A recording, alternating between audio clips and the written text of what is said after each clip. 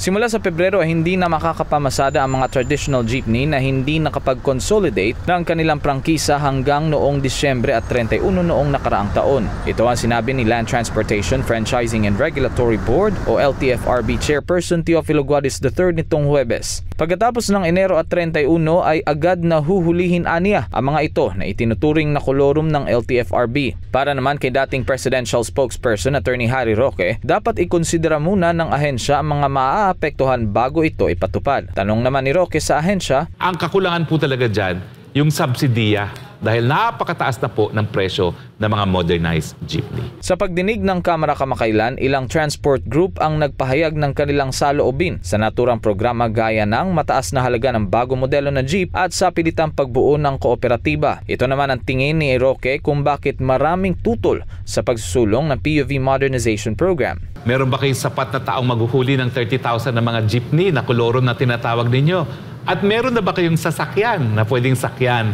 ng mga mananakay na mawawala ng sasakyan kung huhulihin niyo yung 30,000 na mga jeepney?